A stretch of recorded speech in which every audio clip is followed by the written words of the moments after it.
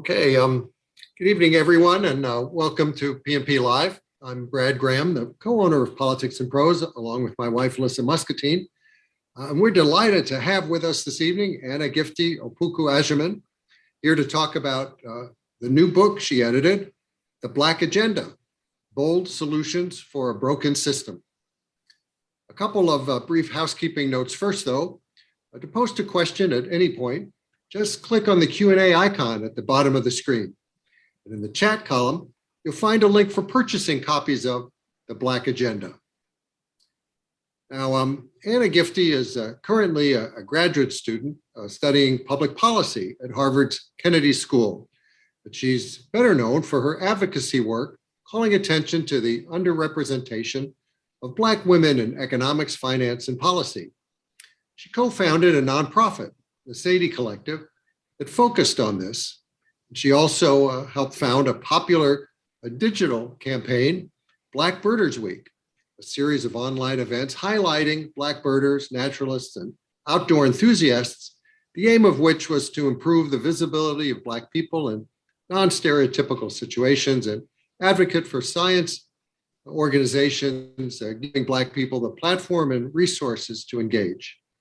In the Black Agenda, Anna Gifty offers a set of essays by Black experts addressing a broad range of subjects, among them climate, wealth inequality, voter suppression, and criminal justice that disproportionately impact the lives of Black people. As Anna Gifty says in the book's introduction, the views of Black experts matter now more than ever because they bring to their work lived experiences that add valuable context to their perspectives. Experience, she writes, is the difference between studying racial inequality and living through it. Kirkus called the essay collection an inclusive, edifying, often fiery assembly of voices. Publishers Weekly said the essays are effective as launching pads for further discussion. Now, Anna Gifty will be in conversation this evening with April Rain, a former lawyer turned advocate for the representation of marginalized communities. She's known especially for creating the Oscar So White movement to compel the Academy of Motion Picture Arts and Sciences to diversify its membership. More recently, she partnered with Overture Global, a New York-based media company, to launch Ensemble, a digital content studio aimed at creating content by and for people of color. So Anna Gifty and April, the screen is yours.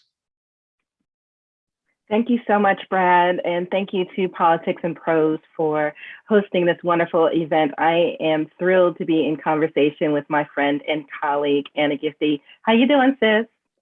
I'm good. I'm so excited to be talking with you today, April. Thank you so much for agreeing to do this. My pleasure. So let's get right into it because we only have an hour and we want to leave time for Q&A. And as Brad mentioned, if anyone has a question, put it in the Q&A section, not the chat section, to ensure that we see it. So let's get started. Anna, tell me a little bit about the Sadie Collective and how perhaps that was a springboard to getting here with the Black Agenda.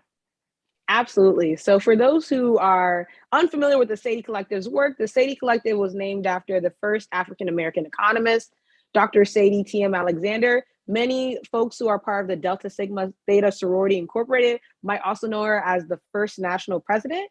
And so essentially this organization was sort of born out of the fact that there's a lack of Black women in economics and related fields. And so we needed to create community and also find access to resources. And so I co-founded this alongside my co-founder, Fanta Traore. And since its inception, we've been able to put on 3, I would say, global conferences, actually, because people from South Africa and the Caribbean all tune in to hear from Black women in the space. And our membership is now over 2,000 members. And so kind of to give you a sense of sort of our impact. And with respect to your latter part of the question, I would say that this was really a springboard because I realized my voice was actually something that people paid attention to, especially when it came to who do we look to next in terms of different Black experts to center. And so kind of going off of my own personal experiences as being somebody who was visible in the economic space, but didn't necessarily always have the, I would say, robust expertise as compared to those who are a little bit more seasoned than I am, I realized that I could actually be someone who could use her platform to then amplify voices that oftentimes go unnoticed.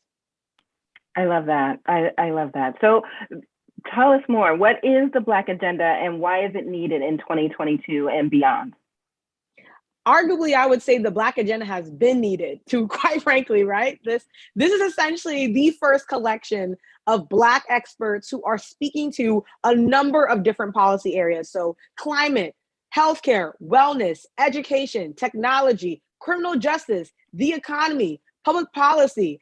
And so it's a collection of 35 Black perspectives, might I add, that are speaking to this idea of what's next for America. How do we think about the lessons that we've learned from the pandemic and what we're learning from the pandemic to then create an America that includes us all? And so for me, this book has been needed for quite some time. And I'm hoping that this book can sort of bring these Black experts into the mainstream, but more importantly, start a movement to bring Black experts at the center of the conversation, excuse me.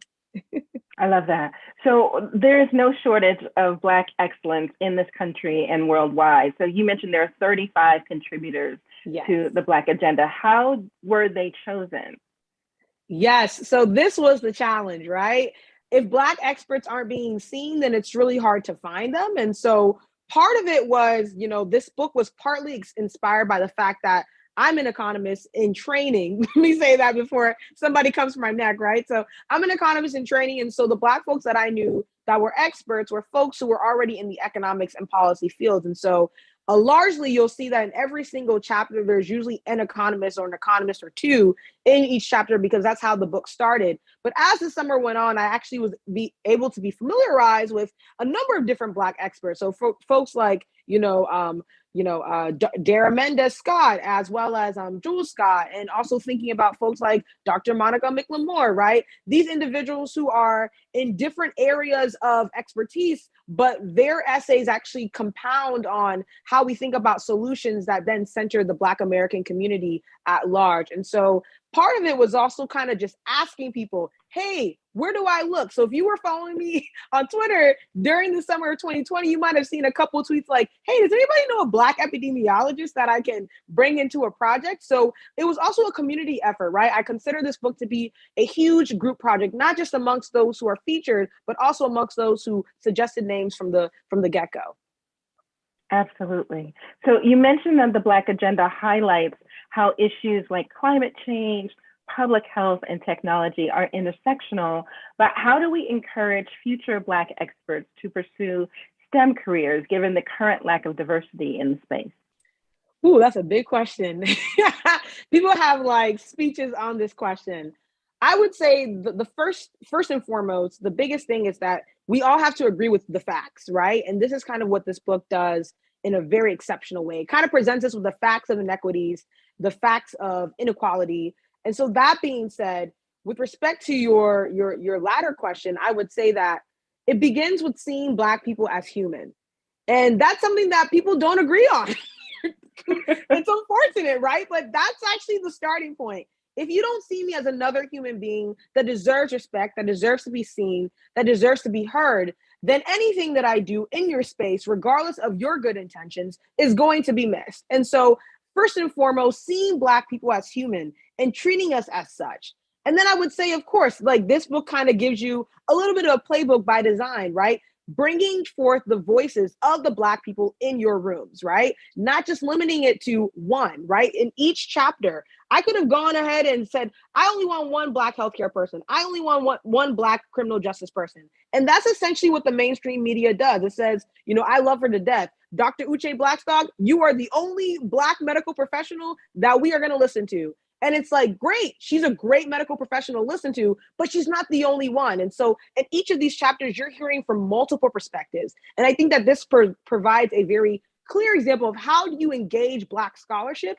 in a way that actually inspires the next generation to see, wait, there's a range of perspectives here that I can sort of align with. And I don't have to show up in the space as some singular version of a Black person. So what I love about the Black Agenda book, several things, but one of the things is that it's not just walking the walk, it's talking the talk, it's doing all of the things. Yes. And so solutions are proposed. So how would individuals and organizations, how can we all apply the solutions proposed in the book? Absolutely. To your first point, I love that you said it's walking the talk. You know, there was a lot of talk right after Georgia flipped blue with Stacey Abrams and Miss Latasha Brown and several Black women who were on the ground. And people said, we need to listen to Black women, we need to listen to Black women. And then the next day they went ahead and gaslighted Black women, as they usually do, right? So I think the first thing I would say is that, you know, the way to apply these solutions is to first think about how engagement is happening on sort of a macro level. The way that we're engaging Black scholars in this book is that we are allowing them to lead the discussion. And so that's the first practical way to think about how this book can be applied to your own life and to the communities that you are a part of. Have Black people lead the discussion. Why do I say this? Because Black people, oftentimes Black women and queer folk, lie at the intersection of a number of different marginalized identities. It's not just that we're Black or women. Sometimes, you know, we're, you know, low income, or, you know, we are disabled, right? And so it's really important to recognize that these different marginalized identities mean that the solutions that are being proposed by individuals from these groups actually accounts for the nuances that exist in our entire humanity, right? I love Tinu Abu-Yemi's Paul's essay around the Diary of a Black Disabled Woman, where she talks about, you know, the way we even think about the workplace conditions, like the chairs you sit in. If we thought about disabled people in mind, we would actually have better workplace policies for everyone, right? The ramp that's right next to your work is because someone had a disabled person who, you know, has to take a wheelchair up that ramp. You still take that ramp though, because you don't want to climb the steps, right? So that's kind of a clear example of what I'm talking about. I would say more concretely though, a number of the different solutions in the book are practical, right? And they give you a practical starting point of what sort of ideas do I want to focus on, or what sort of ideas do I want to support in my own community. So in my opinion, I would say you use this book as a litmus test. You take it to an organization and you say, how is this organization doing on issues that affect Black people? How does this organization support Black people in its own community? If it's not doing those things, you then challenge that with the evidence presented in the book. I think that's a great idea. The issue that we are facing in this country, unfortunately, has to do with critical race theory and the banning of books. So I can absolutely see this book, because it's called The Black Agenda, is going to make some people feel 100%. Uncomfortable. And so with the current spotlight on critical race theory in the news, what do you think people are getting incorrect about critical race theory, and how can the Black Agenda reframe these inaccurate narratives? 100%. Thank you for that question. I think a lot of times, and I'm talking to a legal scholar, y'all, April is a lawyer, so please correct me if I'm wrong, right? The way I understand critical race theory by definition is that it's sort of like a legal framework to encompass how racism informs the laws in which America was built around, right? And so that being said, that's the definition of critical race theory.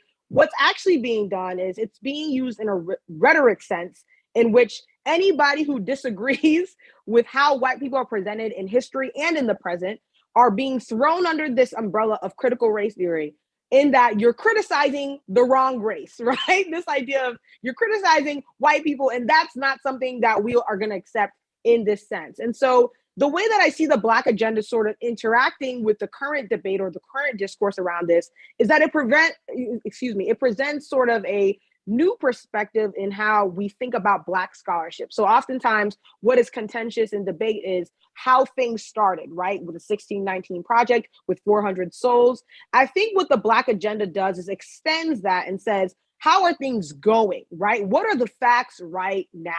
And how does history inform the facts? And so it sort of ties what's happening with, you know, racial injustice and how it's sort of evolved over time to what's happening in the present. And then it says, look, we don't have to stop here. We can think about how these things inform the future that we all can thrive from. And so I think that's sort of how the book situates itself in the discourse.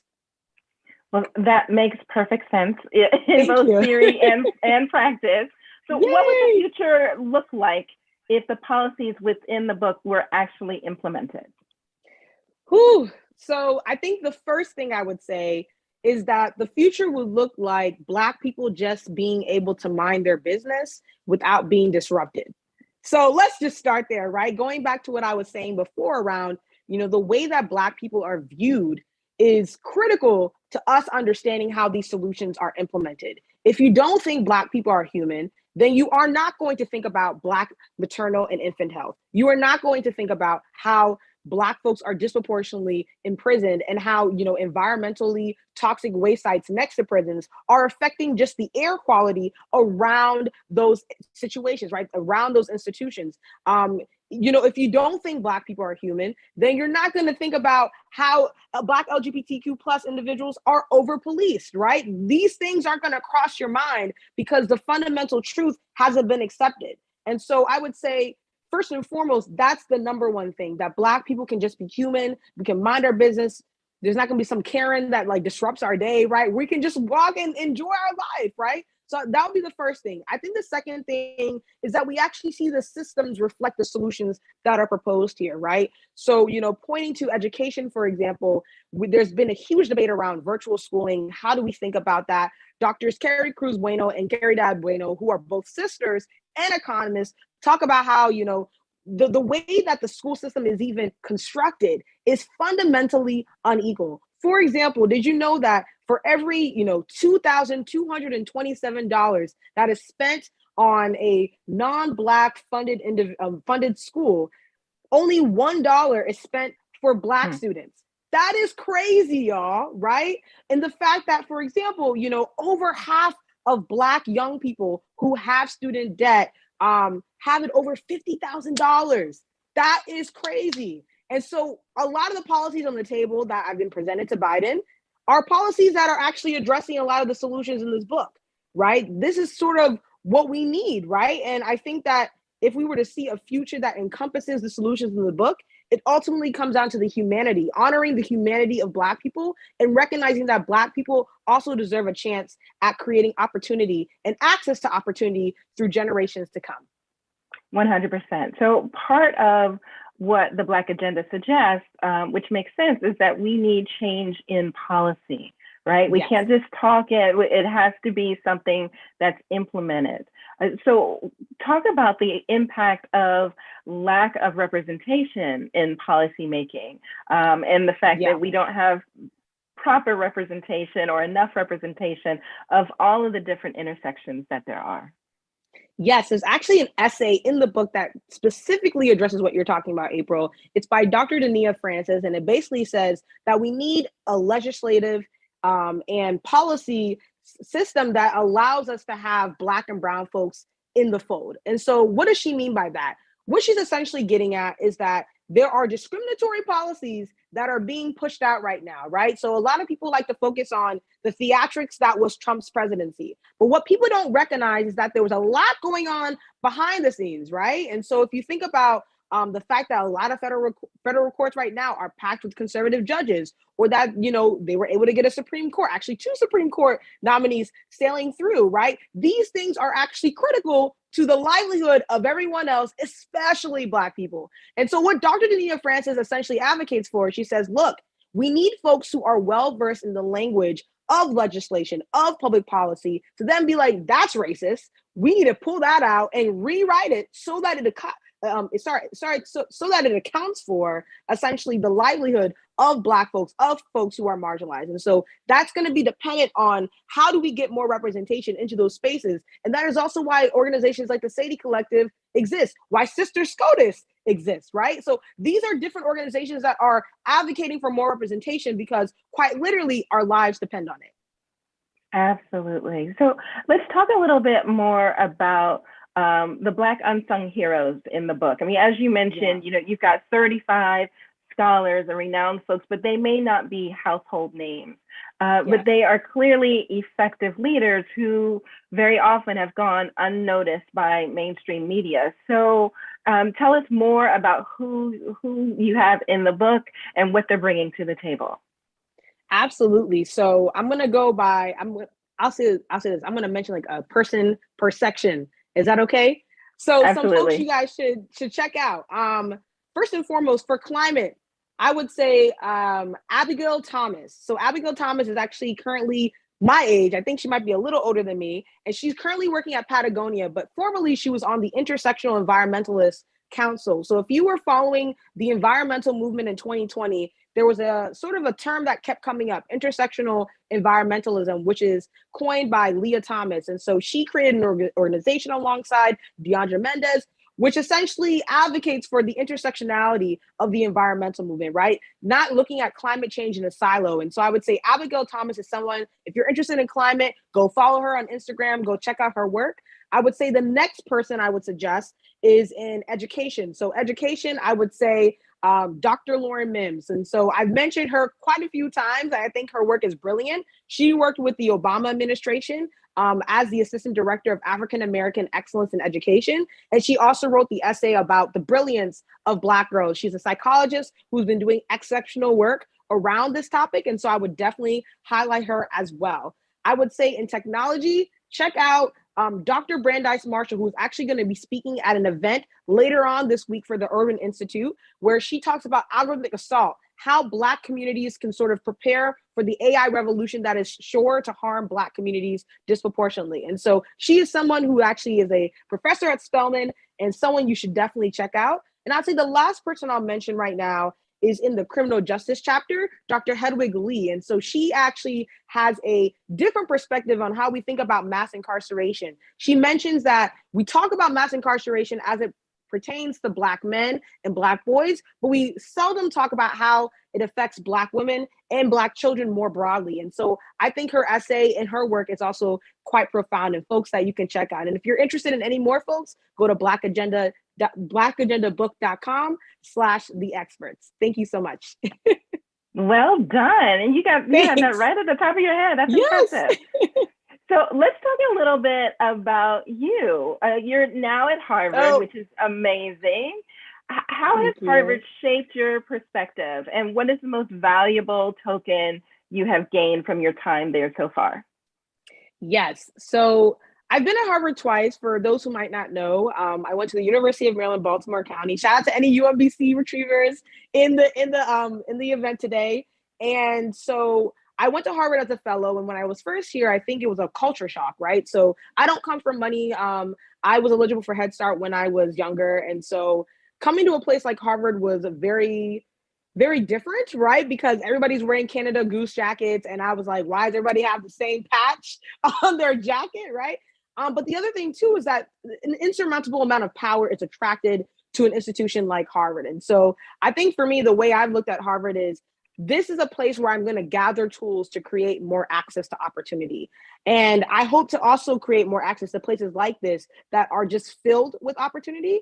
And what I would say is those are the kind of experiences that have really shaped my time at Harvard and how I think about how this institution is going to play a role in my life. And to your point about, what have I learned here that has actually been really helpful in how I think about the world? So I took a class called Microeconomic Theory. Some of you might be familiar with it. And so in that class, we're learning about markets and market equilibrium, which I know for some of you who've taken economics, supply equals demand, that sort of thing. And so one thing that my professor mentioned that I thought was really interesting towards the end of the class was that just because an equilibrium is efficient doesn't necessarily mean that it's welfare maximizing. Or if you really want to take a more normative stance, doesn't really mean that it's fair. And so the way that I sort of think about that or sort of translate that for layman speak is that not all efficient outcomes are the best outcomes for everyone, right? And so if we think about even how the solutions are constructed in this book, it's less about, coming out with outcomes that seem the most efficient, right? Like the unemployment rate is down for everyone, right? Who is everyone? We need to disaggregate the data. We need to think about what communities are actually experiencing the recovery or the benefits of these larger policies that are going on. And so what I love about this book is that it's explicitly about Black people by Black people. And I think that that's the kind of solutions that we really want to bring into the mainstream, because as Dr. Cohen mentions in her foreword,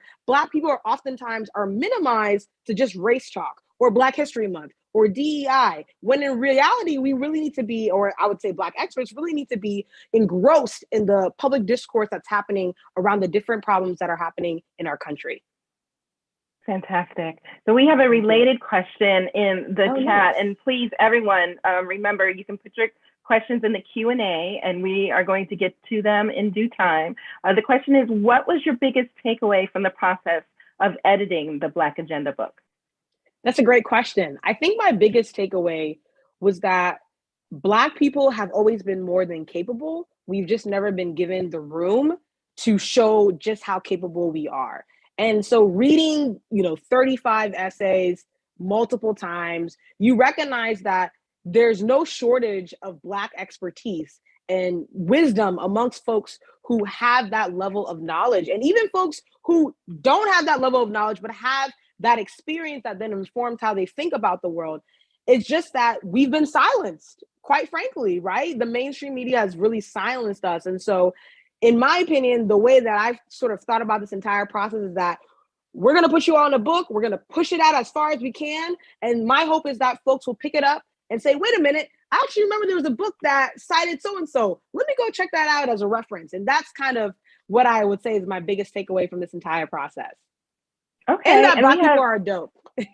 I mean, well, we knew that. Right, That's not new. right. We're only confirming and affirming that. Absolutely. Right. So we do have a related question Sure. in the Q&A from Tyke James, who asks, are you looking for meaningful endorsements from politicians, political groups, and candidates for public office? Sort of going on to your point of, what you want this book to be. Yes.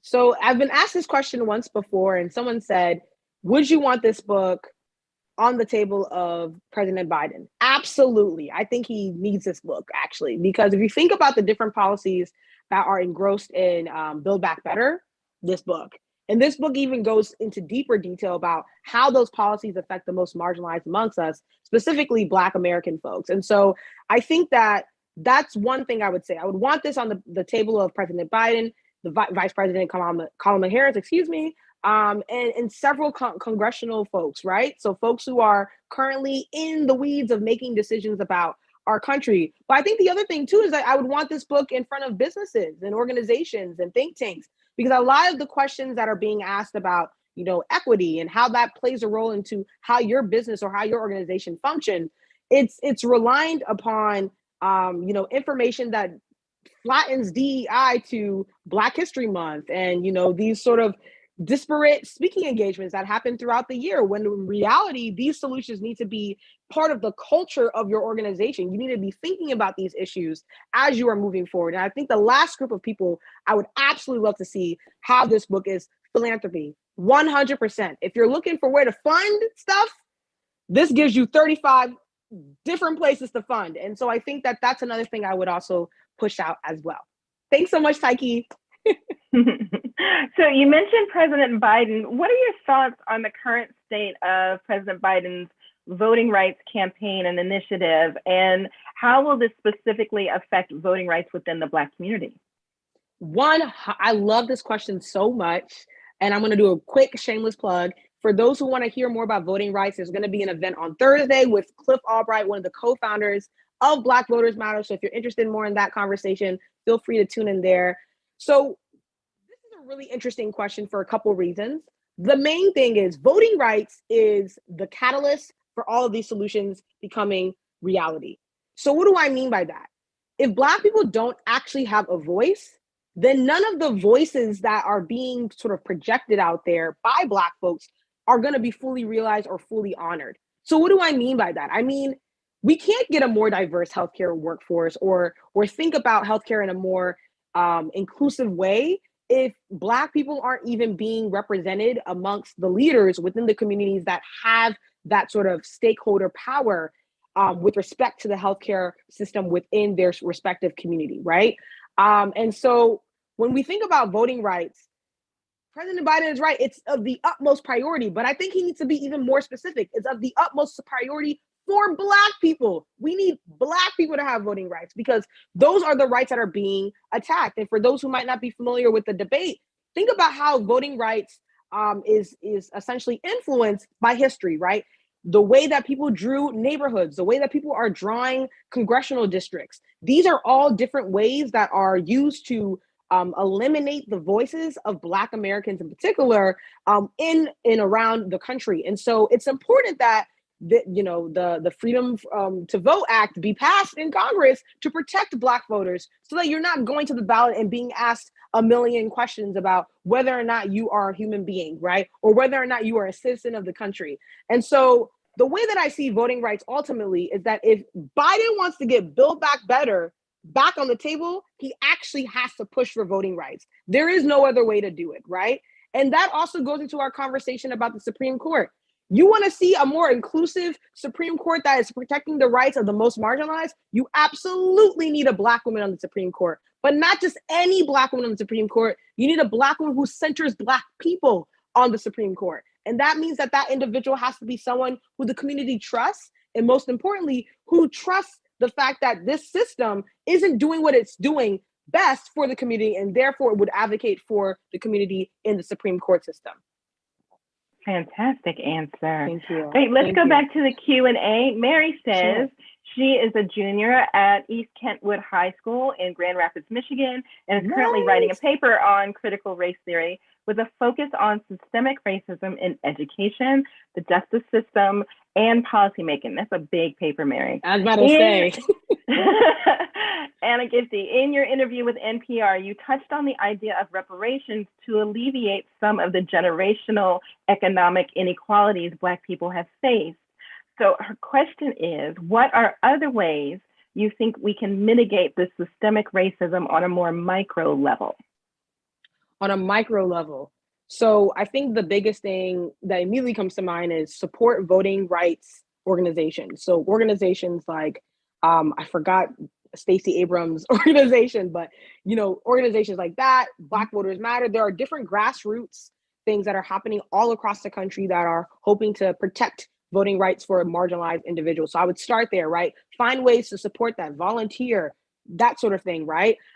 If we wanted to go into different parts of this book, at the healthcare level, right? Advocate for Black maternal and infant health. You guys wouldn't believe, but Black mothers and their children are uniquely vulnerable to the healthcare system, and folks just don't listen to Black people in the healthcare system, especially Black women. And so if there's any initiatives happening around you, if you want to fund money for that, fundraise money for that and that sort of thing, absolutely. I know that you're a young person, and so you're definitely familiar with the climate movement. Don't look at the climate movement as a monolith, right? The climate movement is multifaceted. And I love the essay that Mary Anise Hagler had. She's actually the only person who I did not change her title or didn't tweak it too much, right? She says, stop all lives mattering the climate crisis. If you see that your white friends or your non-Black friends are talking about the climate crisis without talking about racial disparities, interject and say, look, there's different issues that are overlapping here. And so the solutions that we're thinking about, or if we're going to go and protest or anything like that, that needs to encompass how we are thinking about the different marginalized communities that are going to be disproportionately impacted by the climate crisis. So I would say that there are a number of different ways, a number of different solutions in this book that kind of give you practical ways to think about how is this issue affecting Black people, and why is this issue affecting Black people going to negatively impact the rest of the world. I like to say something like this. Whatever happens to Black people in America oftentimes is a precursor to what's going to happen to the populace at large. So if I want to give you a really clear example of that, think about the financial crisis of 2008. You're a high school student, so I don't know if you were alive during that time. No shade or anything like that. I was like in 5th grade. But essentially what happened was Black economists were actually seeing early signs of the Great Recession before it hit the rest of the country in their own communities. They were seeing foreclosures. They were seeing predatory loans. They were seeing sort of the banking system breaking down in their own communities, and they were flagging it for institutions, and nobody was listening to them.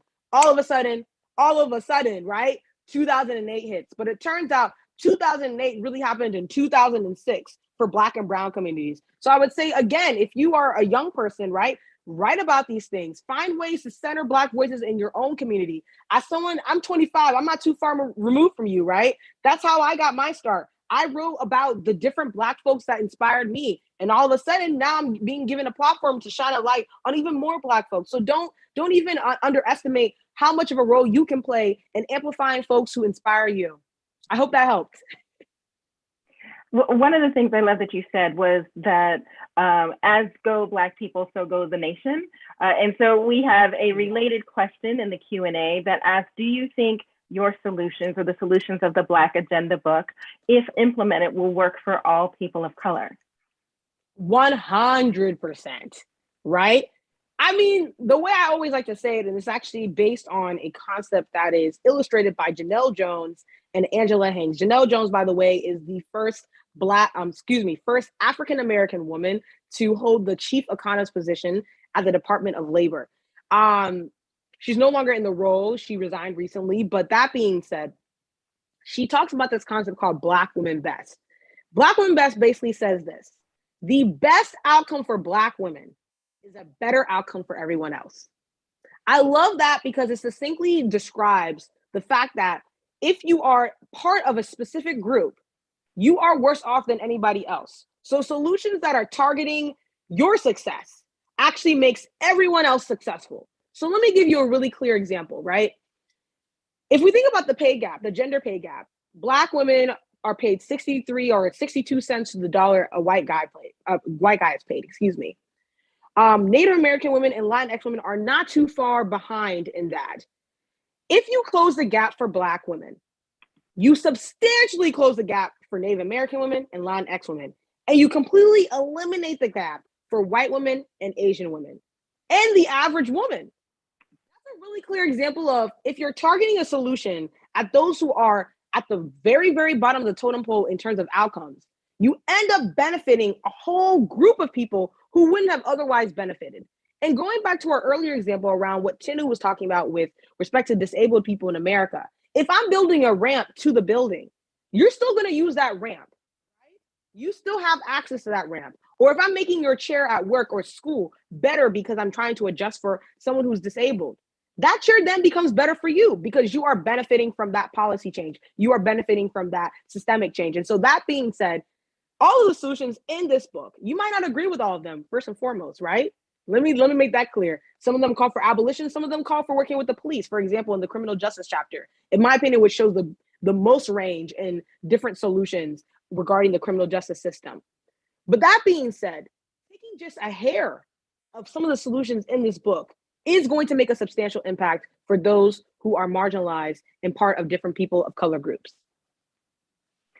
You talk a lot about policy. And so in addition to policy discussions, Linda T asked in the Q&A section, and changes in public policy, what are your concrete recommendations, or those that came from the Black Agenda book, to advance the Black Agenda, especially in arenas that are not receptive to reversing systemic inequalities?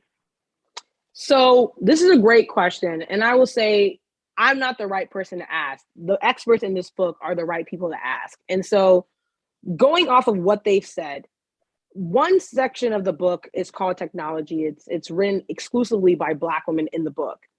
And that being said, the technology, space, as we saw with what's going on with Spotify, is very slow to change, right? It's riddled with bias and discrimination. That is really important, right? And so that being said, a very, very concrete solution for the technology space is to listen to Black women. Black women are championing the conversations around AI bias right now. If you've heard of Joy Bloom-Weenie, Coded Bias, Timnit Gebru, Dr. Joy Bloom-Weenie, Dr. Timnit Gebru, right? These are two individuals alongside Deb Raji, who's a frequent collaborator and one of the contributors in the book, around how facial recognition is being used to further discriminate against Black and brown people, right? And so the tech space needs to recognize that the contributions of Black people is not just it shouldn't just be minimized to advocacy alone. It is concrete research and evidence that suggests that what's happening with the Black community with respect to technology is going to have some horrible, horrible, horrible impacts. And so we absolutely need ways and language around how we describe the problem and then how we address it. And so what I love about that section of the book is that it talks about dealing with the tech giants first with Deb Raji's essay. It goes into a direct call to action to the Black community, like, look, this is coming, right? You can't avoid it. And that's from Dr. Brandeis Marshall. And then it ends with Jordan Harrod's essay where she says, the language around what we're talking about needs to be precise because what's about to happen and what's already happening needs to be addressed in such a way that we are not harmed disproportionately. And then I would say on the healthcare side, because I know that that's something that's become a big thing since COVID-19, we need to think about a diverse workforce that reflects the communities that the healthcare force is actually serving. And so one thing to recognize too is how did institutions come to be? And one thing that Dr. Monica McLemore talks about in her essay is that there's something called the Flexner Report. A lot of people don't know about it, but essentially this report was published by like a medical doctor in the 1910s. And essentially what it ended up doing was establishing the medical hierarchy that you know today. The doctors, the nurses, the midwives, and how that tier affects funding and resources and that sort of thing. The Flexner Report was also used to eliminate minority serving institutions and HBCUs that were producing medical physicians of color, specifically Black physicians. Because of the Flexner Report, according to Dr. Monica McLemore, 200,000 Black physicians are missing from the healthcare workforce. Wow. I just want you to sit with that number. What would happen if we had 200,000 more Black physicians today? This COVID situation might have been already addressed, y'all. That's the gag. And listen to what I'm saying. I'm saying Black physicians. But the key word in that sentence is physicians. Right? We're missing doctors because of racism. That's what's going on here. So that being said, those are some of the concrete solutions I would suggest, right? Like looking at the tech space, looking at the healthcare space, those are the spaces that are currently having racism kind of rear its ugly head in the worst ways. And that's why we need to address those first. Also climate, of course, always climate. Of course. Because we can be intersectional and all of these things are important and we can walk into gum as Black women always do. Yes. So I want to again thank Politics and Prose for allowing us to have this conversation. We're not done, but we are down to our last 15 minutes or so. So if you do have questions, please put them in the Q&A because we're getting to them right now. And I have Nicole here who wants to know, she is so impressed by you, as we all are. Oh, thank you. Nicole would like to know, what are your professional goals for the future? Wow. My parents would like to know too. So the way that I've kind of, meditated on and prayed on with respect to this question is that I want to be a researcher, an educator, and a producer of content that highlights both. I really think that a lot of times when people talk about these different topics, they talk past you. And one of the biggest challenges around this book was taking academics and leading experts and folks who are well-versed in the jargon of their respective space and bringing it down to a level, I wouldn't say even bringing it down to a level, but elevating it to a level in which anybody could understand. And so I think for me, that is something that I'm tasked with in this life. I know that that's something I want to put forth. I want to be able to be, as I always say, the people's economist, right? If you have a question about the economy, I want to be able to answer it. No question is too small or too big. But that being said, more specifically, I'm very interested, and this is my own research now, I'm very interested in seeing how Black people enter the workforce globally. So, we don't talk about the huge continent that is Africa and how it has the youngest population in the entire world, right? A lot of individuals are under the age of 25. And we're not talking enough about how those individuals are going to enter the workforce and how that might not disrupt the labor market for us, right? And so that's one thing that I'm thinking about. But in the American context, I'm thinking about the different biases and discriminatory policies that arise in the workplace that prevent Black folks and Black experts from doing their work and doing it well, right? This idea of microaggressions and being able to point it out and make it very, very clear to organizations and individuals alike that, what you're doing is racist. Oh, you think I'm just making that up? Nope, here's the evidence, right? That is essentially what I want to do with my life and the kind of work that I'm hoping to achieve. And on the side, maybe, look into financial markets a little bit, because that's also another place where folks don't recognize how Wall Street plays a role in our own individual lives, right? We might say, oh, it's the stock market. We see the little arrows or whatever on our iPhones. But a lot of the decisions that are being made there have direct implications for what's happening on the ground with individuals. And so that's something I also want to be a little bit more knowledgeable about moving forward. Thanks so much for asking. A lot of sense. It was a great question. We've got a related one from Mikkel, and I apologize to anyone if I'm mispronouncing your name. That's her name. So Mikkel wants to know if you have a new policy area of interest after editing the Black Agenda book, and the second part is, how can we use the solutions in the book to address the gap in Black home ownership? So do you have a new policy area of interest, and how can we address the gap in Black home ownership? Yeah, so I had to look down because I want to rattle off a little bit of statistics around here. I'm going to answer your second question first, and then I'll go to your first question. One thing that is really interesting about the education chapter, this is by Dr. Fenaba Addo, is she outlines what's going on with student debt. And she mentions that the case for forgiving student debt has everything to do with Black generational wealth. And to bring it home a little bit, what she talks about is the fact that Black students compose 12% of all bachelor recipients in 2015 to 2016, and 64% of them have more than $30,000 in debt. The other thing that was really interesting is that Black borrowers owed 51% of their student debt 10 years after graduation, and 21% could not pay. So when we talk about home ownership, it's really about, do you have the means to own a home? Do you have the means to build equity through your home?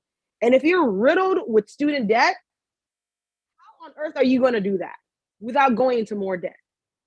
Right? And without going into more debt, that's going to affect if you choose to have children, or if you choose to support other parts of your family or individuals in your neighborhood. And so that's something I would say. I would say what's happening with student debt is directly tied to Black home ownership. And I would also argue that, what's happening with the economy and how we think about how resources are allocated based on neighborhood, right? That connects climate to the public policy chapter. That also has a role to play in home ownership. Don't be surprised if you're a Black person looking for a home and your realtor is trying to send you to a place that's hotter, that's resources, that's a food desert. That's intentional. Right? Where the resources are, they don't want Black people. That's fundamentally unequal and fundamentally harmful to all of us, ultimately. And what I'll also say about your first question is, you asked me about what policy area am I maybe now interested in, based on editing this book. I would say there's two. The first is wealth inequality. So as I mentioned before, I'm really interested in the workforce and stuff, but that's completely tied to how you make your money and taxes and that sort of those sort of topics. And so for me, that's become a very, very interesting topic, especially as it relates to student debt. I'm interested in young people. And so how student debt plays out for Black folks across the world, specifically in America, is going to determine whether or not Black people own homes, whether or not Black people can build equity, whether or not Black people can participate in the financial market. It's all tied. And so I think for me, that's one thing that's been very interesting. I would say the other thing too is climate. How climate sort of is, in the words of Mary Anise Hagler, not the great equalizer, but the great multiplier. It multiplies the inequities that we're seeing. And so how are we going to see how climate interacts with the workforce and the future of work that Dr. Kristen Brody talks about in her essay around HBCUs? These three topics, in my opinion, are interrelated. And I'm going to try to find a way in my graduate studies to connect those three things together. Thanks so much, Mikkel. That was another great question. And a reminder, thank you to Politics and Prose for putting the link into the chat. So if you'd like to buy 2 copies of the Black Agenda book, one for yourself, one to give to someone you love, it's right there for you. The link is there. Thank you to Politics and Prose. We have a couple more questions. This is an interesting question. I would love to get your viewpoint on it. It says, how do we get Black people to focus only on Black people and Black communities? As a member of an organization that has held the Federal Reserve accountable to its full employment mandate since 2014, demanding a zero interest policy to having a growing economy with growing jobs and wages, I've noticed Black people within this movement not taking the lead and almost allowing the Latinx or Hispanic people take the lead in this movement. That's a lot. That's a lot of economic speak. And so let me move to my economics notes just so that I can translate that a little bit. So there is this metric of, how well our economy is doing oftentimes you'll hear about it in the news, right? Is our unemployment rate low? Meaning that, are people working and are they working full time? That being said, what people are saying is that, the Federal Reserve, which essentially manages the health of the US economy, has sort of these mandates around, we want to make sure that we have maximum employment. We want to make sure that as many people can work as possible in a way that won't affect inflation, that in a way that won't harm our economy. So that I'm just translating. Hopefully some economists here can throw some things in the chat just in case I missed anything. But that being said, there's an essay that specifically addresses what you're talking about. It's by Dr. Carl Boular, And what he basically says is that Black workers are devalued in the labor force to such a point that during economic booms and during economic recessions, right, when the economy is doing well and when the economy is not doing well, Black folks are usually let go. And so to your point about, why aren't Black people taking charge of this conversation around maximum employment and thinking about ways that Black workers can be served? I'm not sure which Black people you're talking to, because the ones that I know are doing this work. But that goes back to what I was talking about earlier, right? You don't know about them because they're not highlighted by the press. They're not highlighted by the media. They're not highlighted by the institutions that are having these conversations, right? And so a lot of times you might hear about them when it's Juneteenth, when it's Black History Month.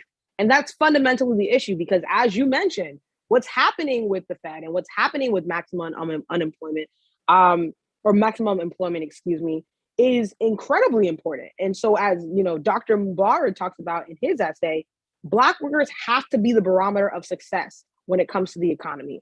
If Black workers are suffering, we're not winning, right? As Janelle Jones always says, if it's economic recovery, who is recovering, right? If it's not recovery for all, then recovery for some is not recovery for all, this idea of that, right? And so that being said, that fundamentally has been led by Black economists, but you wouldn't know that because Black economists are oftentimes not highlighted by the media. That being said, though, I definitely want to make some suggestions here. One show to check out is The Indicator. NPR is The Indicator, that does a great job of covering the work of Black economists, especially around the economy. Janelle Jones actually has an interview there, as does Benga Ajilore. So definitely check out those episodes. I would also mention too that Marketplace has done a really great job of covering Black experts in this way. Dr. William Spriggs of Howard University is someone who has talked quite a bit about employment to the press, and is someone who I think needs a bigger platform, because the work that he's doing is absolutely important to how we think about the economy and how it affects Black workers. And so I would say that there are Black economists doing the work. My hope is that you can check out this book as one source and then look at the sources to find other individuals who are doing the work as well. Great answer. All right, we have just 2 questions left in Q&A. And thank you so much, y'all. They're both relatively personal. They're not economics based. Okay. How about that? Oh, okay. No, it's fine. I wouldn't ask you if it was too much. Margie would like to know, do you find that people patronize you at Harvard or in the town of Cambridge? Sure. I would say Boston is an interesting place. I want to choose my words carefully here. I think that when you're in a place like Boston, which actually notoriously votes blue, I think people they don't approach certain issues humbly. So what I mean by that is there are issues that will affect, Black people, and the way that they approach them is like, oh no, but this it benefits everyone, and not really consider the nuances and the intersectional aspects of the issue and how it might, affect different people from different backgrounds. So I think that, I'm very good at setting boundaries with respect to that, right? I don't allow people to patronize me, and I would encourage any Black person on here to also not allow that. And I think it's as clear as being, the one thing I always tell my friends is if someone comes up to you and says, oh, I have, I want to ask you a question about race, or I want to say this bad faith thing about racism. I always say, ask them why. How did you come to that conclusion? What do you mean by that? It automatically disarms you from making up any excuses. You now have to go and pick from your racist toolbox and come back with something And so I think that's kind of been the way I've navigated this space. But I think the other thing too is that I've surrounded myself intentionally with Black and Brown folks who also understand the plight and the struggle. And I think that's also been really edifying as well. So I hope that question was answered thoroughly. Oh, it was. Thank you. Regardless, yes, no, it was. One of the things that you said that I love, and that last response was, there's a significant distinction between this will help everybody and this will help Black people, and we should all be leaning toward the latter because helping everybody may not be equal help, may not be equitable help. But if you know that you are targeting, as you said several times, if you are targeting helping Black women, then everyone else is going to benefit from whatever that new policy is. Yes. So let's see. I think we've got one last question from Tyke James, a huge fan apparently, because it's like second or third question. I love that. The question is, are you still birding? And do you have any plans for Black Birders Week? So for context, I am one of the co-founders and co-organizers, but also the brainchild of an initiative, a digital initiative called Black Birders Week. Essentially, this Black Birders Week came out of Christian Cooper, who went viral for being profiled in New York Central Park. And so I was in a group chat with actually Tyke James and several other birders and naturalists. And they were talking about how they were experiencing something very similar. And I said, why don't you guys shift the narrative? I'm happy to propose an idea around that. And we called it Black Birders Week collectively and launched it within 48 hours and it went viral. So that's sort of the context behind it. No, I'm not birding. One, because Boston is full of snow right now, and I'm pretty sure the birds are not here. But that being said, when I do see birds, I'm always like, oh my God, a bird. And I get really excited because I'm like, oh yeah, like birders, and I'm part of this birding community. I'm a very, very, very amateur birder. But that being said, with Black Birders Week, I'm just planning to participate and celebrate y'all. I think that just as important as Black policy experts and folks who are advocates in the space are, folks who are in the STEM fields and doing scientific research are just as important, right? Thinking about how these two groups sort of interact to create a world that ultimately honors us all, especially Black folks. Absolutely. Well, thank you so much for allowing me to have this conversation with you today. As a reminder, Politics and Prose has put into the chat the link so that you can purchase the Black Agenda book, edited by Anna Gifty. And thank you again to Brad, and I'm going to turn it back over to you. Well, thank you. Thank you so much. And thank you, April. Great moderating. And Anna Gifty, an informative and insightful as your book is, hearing you discuss it so articulately and so passionately and so persuasively makes it all the more compelling. I mean, a book of essays about Black people by Black experts. It's about time, and it's a very worthwhile read. Thank you so much. To everyone watching, thanks for tuning in. From all of us here at Politics and Prose, stay well and well read.